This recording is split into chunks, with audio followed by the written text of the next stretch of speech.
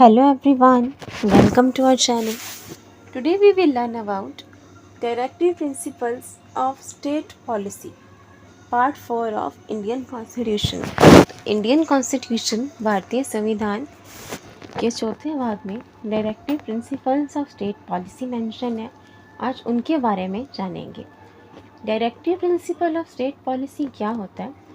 State को जो दिशा निर्देश दिए जाते हैं उनको हम directive principles of state policy कहते हैं। ठीक है, सबसे पहले हम देखते हैं difference between fundamental rights and DPSP. DPSP means directive principle of state policy, उसकी शॉर्ट फॉर्म है। तो फंडामेंटल राइट जो हमने लास्ट वीडियो में डिस्कस किए थे, आर्टिकल 12 to 35, वो फंडामेंटल राइट्स हैं, नागरिकों को दिए गए मौलिक अधिकार हैं। और directive principle of state policy क्या होता है? जो स्टेट को दिशा निर्देश दिए जाते हैं, गाइडलाइंस दी जाती हैं, उसको हम directive principle of state policy या डीपीएसपी कहते हैं।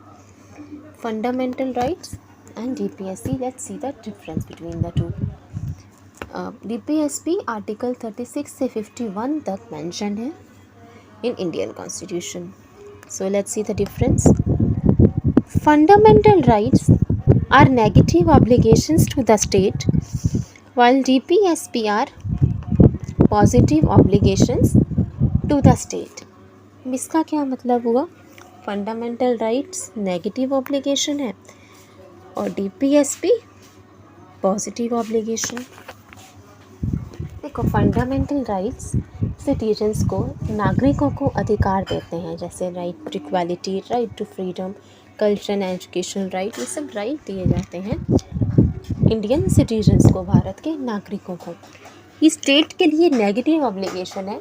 स्टेट को कहते हैं कि ये मत करो, वो मत करो। जैसे आप स्टेट को कहते हैं कि आप इनइक्वालिटी नहीं कर सकते, आप किसी सिटीजन से उसका राइट टू फ्रीडम नहीं छीन सकते।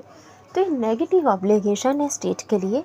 स्टेट को कहते हैं कि आप ये नहीं कर सकते, वो नहीं कर सकते, ठीक है, किसी की फ्रीडम नहीं ले सकते, किसी सिटीजन को एक्सप्लॉइट नहीं कर सकते। तो ये नेगेटिव ऑब्लिगेशन है स्टेट के टाइम पे।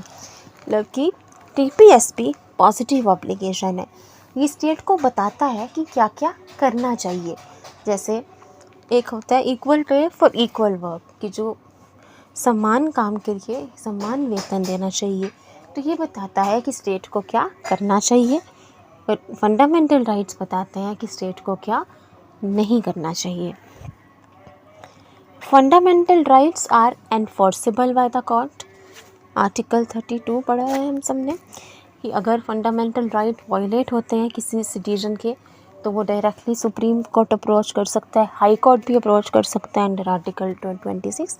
तो अगर फंडामेंटल राइट वायलेट हो रहे हैं, उनका उल्लंघन हो रहा है, तो कोर्ट जाया जा सकता है। लेकिन DPSP are not enforceable by the courts. अगर डीपीएससी को वायलेट किया जा रहा है, उनको नहीं माना जा रहा, तो उसके लिए कोर्ट नहीं जा सकते। ठीक है।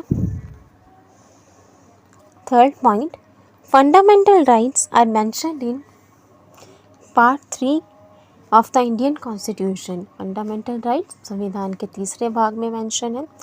And directive principle of state policy are mentioned in part 4 of Indian constitution. DPSP भारतीय संविधान के 4th पार्ट, चौथे भाग में मेंशन है। Fundamental rights ensure political justice. Fundamental rights जो मौलिक अधिकार हैं, वो पॉलिटिकल जस्टिस देते हैं। While DPSC provide social and economic justice. ये सोशल इकोनॉमिक जस्टिस देता है, जैसे equal pay for equal work. तो इकोनॉमिक जस्टिस दे रहे हैं ना कि सबको समान वेतन मिले समान काम के लिए, और सोसाइटी को भी सोशल जस्टिस प्रोवाइड कर रहा है। तो ये डिफरेंस हमने देखे फंडामेंटल राइट्स और डीपीएसपी में। अब हम देखते हैं कुछ आर्टिकल्स के बारे में। आर्टिकल 36 से 51 डीपीएसपी है। फंडामेंटल राइट्स के अनुच्छेद 36 से अनुच्छेद 51 में डीपीएसपी जो दिशा निर्देश दिए गए हैं स्टेट को, वो मेंशन है। आज हम जानते हैं आर्टिकल 36 से 39A के बारे में देखेंगे। रिमेनिंग आर्टिकल्स हम नेक्स्ट वीडियो में डिस्कस करेंगे। पहले आर्टिकल 36 देखते हैं। आर्टिकल 36 कहता है, definition of the state is same as mentioned in Article 12 of the Indian Constitution. अब DPSP में बार बार ये वर्ड आएगा स्टेट। तो स्टेट का मीनिंग क्या है? हमने जो फंडामेंटल राइट्स किए तो आर्टिकल 12 डिस्कस किया था। तो वहाँ आर्टिकल 12 में जो स्टेट का मतलब था, जो स्टेट का मीनिंग है, वही मतलब उसका DPSP में भी है। तो स्टेट की डेफिनेशन, स्टेट का मीनिंग वही है जो आर्टिकल 12 में मेंशन था। क्लियर? फिर हम देखते हैं आर्टिकल 37। आर्टिकल 37 कहता है कि DPSP are not enforceable by the courts. अभी हमने देखा DPSP कि अगर मतलब उनको लागू नहीं किया जा रहा, उनको नहीं माना जा रहा है, तो उसके लिए कोर्ट नहीं जा सकते। They are non justiciable. ठीक है, कोर्ट में जाकर उनके लिए जस्टिस नहीं मांग सकते। They are not enforceable by the courts, ये कहता है आर्टिकल 37। आर्टिकल 38, आर्टिकल 38 38 क्या कहता है? The objective of DPSP is welfare of the people. DPSP क्यों बनाए गए हैं, उनका पर्पस क्या है, ऑब्जेक्टिव क्या है, एम क्या है? वेलफेयर ऑफ द पीपल, लोगों का भला करना। ठीक है। फिर आर्टिकल 39, आर्टिकल 39 कहता है adequate means of livelihood. Citizens के पास एडिक्वेट मीन्स होने चाहिए लाइवलीहुड। अगर वो कोई काम कर रहे हैं तो उनको ऐसा पे मिले कि वो एडिक्वेट मीन्स हो लाइवलीहुड के, मतलब अपना गुजर बसर कर सकें, लाइवलीहुड के लिए उनके पास ज़रूरत की चीज़ें हों। Equal pay for equal work for both man and women, ये भी आर्टिकल 39 में आता है। कई बार पूछा जाता है कि equal pay for equal work किस आर्टिकल में मेंशन है? आर्टिकल 39। आर्टिकल 39 कहता है कि बराबर वेतन मिलना चाहिए महिलाओं और पुरुषों को, क्योंकि दोनों एक जैसा काम कर रहे हैं, एक जितना काम कर रहे हैं, तो पे भी इक्वल होनी चाहिए। Equal pay for equal work.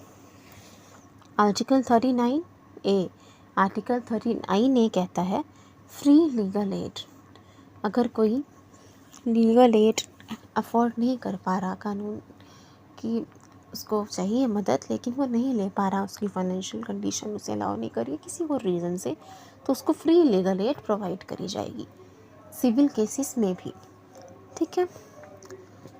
सो ये हमने देखा आज आर्टिकल 36 से 39 ए के बारे में। रिमेनिंग आर्टिकल्स नेक्स्ट वीडियो में हम डिस्कस कर लेंगे DPSP के। एक बार क्विकली रिवीजन कर लेते हैं जो आज हमने देखा। Directive principles of state policy Indian constitution के पार्ट 4 में मेंशन है। Directive principle of state policy और फंडामेंटल राइट्स का डिफरेंस हमने देखा था। फंडामेंटल राइट नेगेटिव ऑब्लिगेशन और DPSP पॉजिटिव ऑब्लिगेशन है स्टेट के। Fundamental rights are enforceable by the court, उनके वायलेशन में कोर्ट जा सकते हैं। पर DPSC they are not enforceable by the court, उनके लिए कोर्ट नहीं जाया जा सकता। फंडामेंटल राइट्स पार्ट 3 में मेंशन है इंडियन कॉन्स्टिट्यूशन के, और DPSP पार्ट 4 में। फंडामेंटल राइट्स पॉलिटिकल जस्टिस देते हैं, राजनीतिक न्याय, जबकि DPSP सोशल और इकोनॉमिक जस्टिस, सामाजिक और आर्थिक न्याय भी देते हैं। आर्टिकल 36 से 51 हमने देखा। 36 से 39 ए आज डिस्कस किया। 36 से 51 DPSP है। आर्टिकल 36 कहता है कि स्टेट का मीनिंग DPSP में वही है जो डेफिनेशन आर्टिकल 12 में मेंशन है। 37 कहता है कि DPSP are non justiciable not enforceable by the court. अगर उनको लागू नहीं किया गया, उन्हें माना नहीं जा रहा, तो उसके लिए कोर्ट नहीं जा सकते। आर्टिकल 38 कहता है objective of DPSP is welfare of the people, लोगों का भला करना, यही एक ऑब्जेक्टिव है, पर्पस है DPSP का। 39 कहता है equal pay for equal work for both man and women, and 39 A free legal aid. So I hope you like it and understood. Thank you. Thanks for watching. Please like, share and subscribe. See you soon everybody. Thank you.